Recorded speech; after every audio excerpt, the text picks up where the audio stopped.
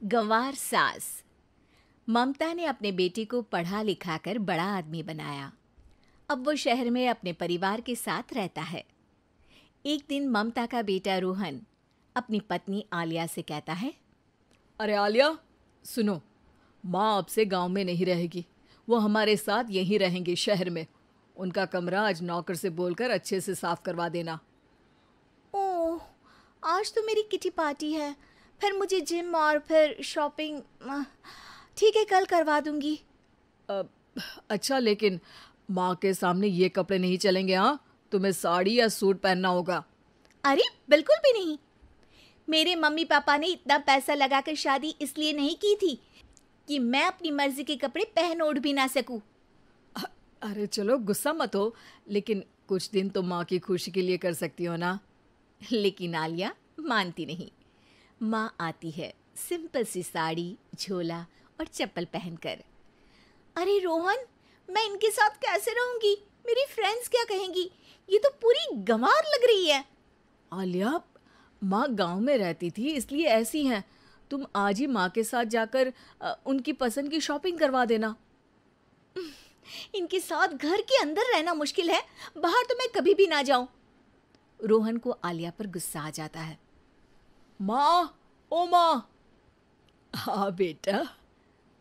वो माँ को ले जाने के लिए उनका हाथ पकड़ता है कि अरे माँ, तेरे हाथ अभी तक इतने कड़े हैं, तूने इसका कोई इलाज नहीं किया? अरे बेटा, इसका कोई इलाज नहीं। वैसे भी मुझे कोई शर्म नहीं कि मेरे हाथ मुलायम नहीं है, क्योंकि इन्हीं हाथों से मेहनत कर मैंने तुझे बनाया है बेटा। अगले दिन। माँ, मैं ऑफिस जा रहा हूँ। कुछ लाना हो तो आलिया को बोलकर फ़ोन करवा देना। रोहन के जाने के बाद।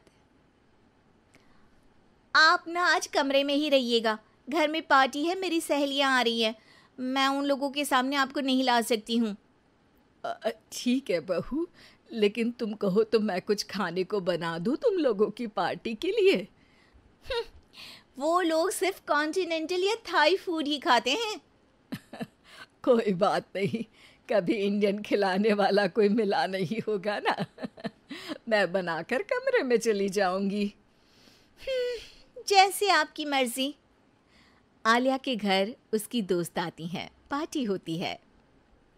अरे वाह आलिया, ये क्या है खाने में? बड़ा ही स्वादिष्ट है यार, इसकी रेसिपी मुझे चाहिए। हाँ, और ये दाल, ओ माय गॉड, मैंने तो किसी 5 स्टार में भी ऐसी दाल नहीं खाई है यार, तू कुक को यहाँ बुलाना। अब आलिया घबरा जाती है। हाँ हाँ हाँ, क्यों नहीं, माँ जी जरा बाहर आइए।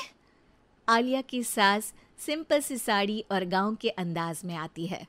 अरे बहू, क्या हुआ? खाना पसंद नहीं आया क्या? बहू? अरे ये गांव से दिखने वाली औरत तुम्हें बहू क्यों बोल रही है? कौन है ये? वो हमारी नई नौकरानी है। सास बहू की बात सुनकर बहुत दुखी हो जाती है। वो सर झुकाकर जा ही रही होती है कि एक सहेली बोल पड़ती है। अरे कहाँ जा रही हैं माँ जी? वो उठकर उनके पैर छूती है।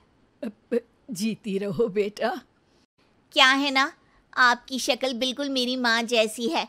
पता है आलिया, मैं शहर पढ़ने आई और फिर शहरी हो गई, लेकिन मेरे माँ पापा तो आज भी गांव में रहते हैं, बिल्कुल इनके जैसे ही हैं। आप यहाँ बैठिए ना आंटी, आप सच में बड़ी खूबसूरत है और आपके हाथ का खाना तो लाजवाब है। काश ये मेरी सास होती। सभी सहेलियां सास को घेर कर बैठ जाती हैं और उनसे खाने की रेसिपी पूछ रही होती है कि तभी घर की बेल बजती है और रोहन आता है। अरे क्या बात है, आज आप लोग हमारे घर में? और ये लोग तो मुझे आलिया से ज्यादा माँ की सहेलियाँ लग रही हैं। क्या ये आपकी माँ है? लेकिन आलिया ने तो कहा कि ये उनकी नौकरानी है और इन्होंने भी नहीं बताया। वो नहीं बताएंगी, क्योंकि उनके लिए बच्चों की इज्जत और उनकी खुशी सबसे पहले है। मुझे माफ कर दो, मुझे इन्हें तुम लोगों से मिलवाने में शर्म आ रही थी कि तुम लोग क्या कहती? अरे अब तो हमें शर्म आ रही है कि तुम हम लोगों की सहेली हो। हाँ, जो माँ जैसी सास को नौकरानी बोले वो हमारी सहेली नहीं हो सकती। ये बोलकर सभी वहां से जाने लगती है कि सास बोलती है, आलिया की तरफ से मैं तुम लोगों से माफ़ी मांगती हूँ। उसने जो कहा उसके लिए मैं उसे माफ़ करती हूँ। अब तुम लोग भी उसे माफ़ कर दो, क्योंकि अगर तुम लोगों ने उससे दोस्ती तोड़ी तो फिर मेरे हाथ का खाना कैसे खाओगी? नहीं नहीं आंटी, जरूर आएंगे, लेकिन अब आलिया की नहीं बल्कि आपकी सहेली बनकर।